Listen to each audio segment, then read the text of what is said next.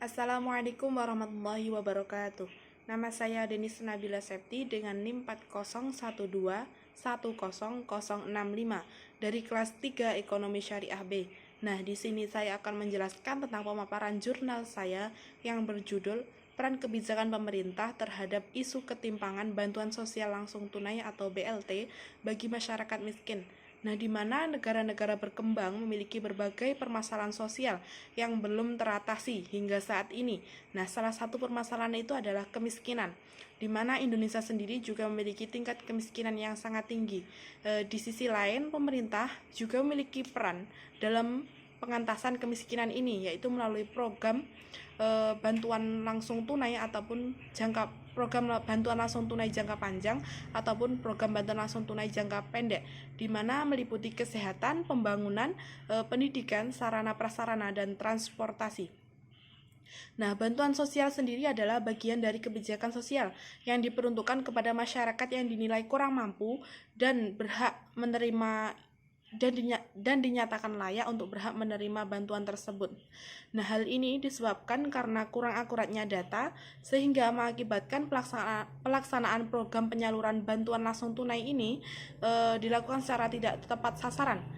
Nah, guna untuk menjalankan kebijakan ini, seharusnya pemerintah juga memiliki kebijakan yang terkandung dalam instrumen dari Presiden Republik Indonesia nomor 3 tahun 2008.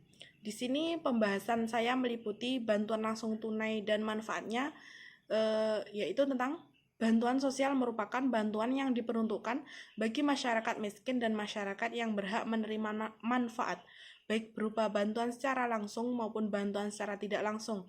Nah, membantu anggota masyarakat yang miskin dan terlantar untuk bertahan hidup dan memenuhi kebutuhan dasar mereka dalam mempertahankan dan berkembang layaknya sebagai manusia. Itu merupakan salah satu tujuan dari bantuan langsung tunai. Di sini bantuan ini adalah penggunaan program pengentasan kemiskinan ini dinilai sangat efektif daripada penggunaan program bantuan yang berupa barang, voucher, ataupun pemberian layanan publik. Nah, pada tahun 2013, kegiatan ini pemerintah merealisasikan kegiatan ini, yaitu dengan melakukan penganggaran dana bantuan yang diperuntukkan kepada sejumlah 1,5 juta keluarga miskin senilai 1,8 triliun. Dana yang diberikan kepada setiap keluarga sejumlah 1,3 hingga 2,2 juta rupiah. Nah, bantuan program ini disebut dulunya adalah program Keluarga Harapan, namun saat ini sudah tergantikan dengan bantuan langsung tunai. Nah, pada tahun kemarin itu terrealisasinya bantuan langsung tunai itu dengan jumlah dana yang tersedia 1,6 triliun. Nah, itu diperuntukkan kepada kurang lebih 1,1 juta keluarga miskin. Manfaat utama dari program bantuan langsung tunai sendiri adalah tidak mendistorsi harga secara langsung. Kemudian yang kedua adalah adanya kestabilan dari ekonomi makro, di mana tujuan bantuan ini dapat meningkatkan ekonomi ketika melemah dan dapat menurunkan ekonomi ketika kembali pulih lagi. Kemudian pembahasan kedua tentang peran kebijakan pemerintah terhadap isu ketimpangan bantuan langsung tunai bagi masyarakat miskin.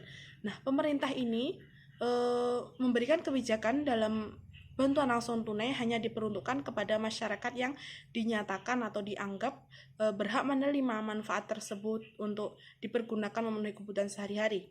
Nah, yang pertama yaitu kendalanya kurang akuratnya data manfaat bantuan langsung tunai di desa.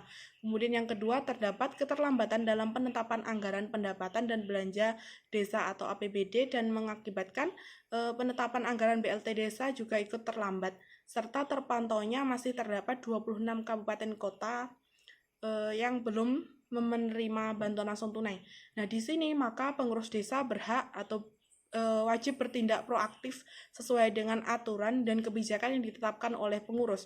Yang ketiga itu terdapat masalah distribusi dengan 26 pemerintah provinsi, di mana jumlah nominal bantuan langsung tunai desa yang diterima KPM tidak benar.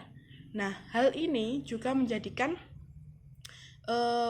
pemerintah desa ataupun pemerintah yang lainnya harus benar-benar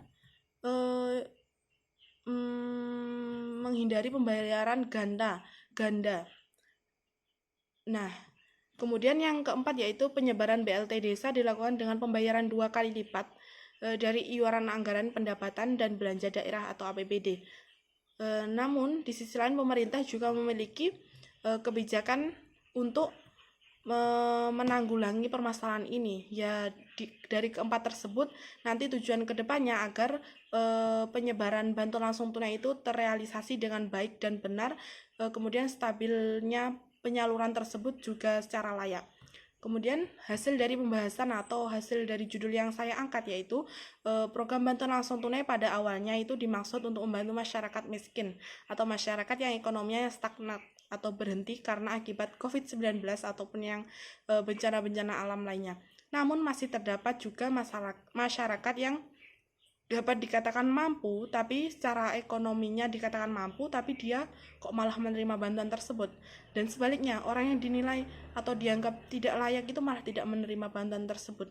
Nah, saat ini masih terdapat beberapa kendala dalam penyaluran bantuan keuangan langsung, yaitu yang pertama dirasa mulai dari penyaluran hibah dan tidak merata, hilangnya informasi penerimaan bantuan BLT, kemudian lemah dan lambatnya penentuan informasi penerima bantuan.